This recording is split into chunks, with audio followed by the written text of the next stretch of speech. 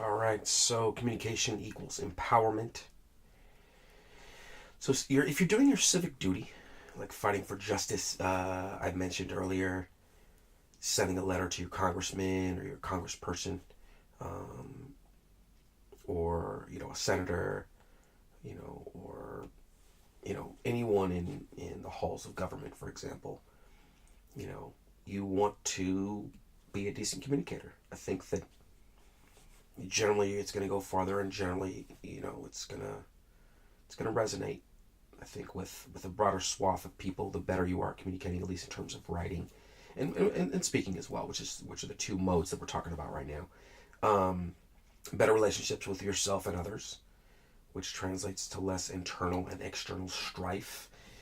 This is important. I mean, I think for men and women alike, you know, uh, it's very important, and it can't be overstated, however hokey, that communication is paramount in terms of being able to wade through this, which we call life, on a day-to-day basis.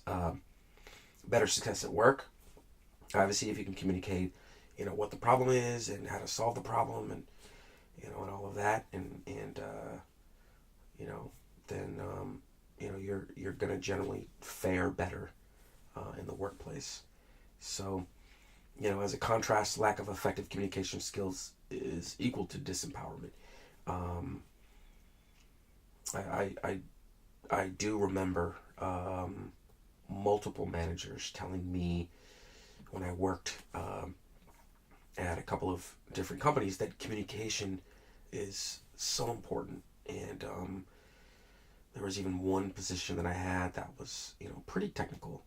And the manager was kind of sniffing around, as for one reason or another I'd stepped away, and he was looking to bring me back on board. And I said, well, I'm not that technical. I mean, there are a lot of people that are just a lot more technical than I am, and probably much better candidates. And he said, we can't teach attitude, we can't teach communication skills, we can't teach that stuff, and that stuff's perhaps more important than this specific role. Not every specific role, obviously. That would be silly to make that statement. But for a lot of roles in the workplace and beyond, effective communication skills can really be a value add. So, that's one plus. That's one good thing, and of course, having a good attitude. I mean, that's obvious as well. Um, but this isn't a workplace course, so I won't get into that too much. But yeah, so let's get into English building blocks, the 8 parts of speech. Some of this stuff might be review, but I think it's very important to cover this. Noun, pronoun, verb, adjective, adverb, preposition, conjunction, and interjection. If you guys remember this, 8 parts of speech. And how to find a noun? Well, look for the following in the sentence slash phrase preceding the word. So if you want to look for articles like the ghost, right? The ghost flew across the room. Period. The ghost. A ghost flew across the room. An umbrella is sitting on the table. Period. An. So the ghost. So ghost is a noun, right? A. A ghost. So ghost is a noun. An umbrella. So umbrella is a noun. If you can touch it or see it, or absorb it, whatever it is, or he or she or they, etc., is, whatever that quote unquote it is, the ethereal it, that's probably a noun. So you want to look for articles, the, a, or an, and then whatever it is referring to, like the, big red house.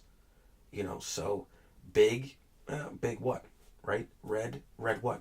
House. Oh, house. That's the it you were talking about. So the house. So house is a noun. And you also want to look for possessive adjectives, right? His, her, their, our, its. So, his house, her house, their house, our house, its house. So house is a noun in all of those cases. So you want to look for pieces of evidence.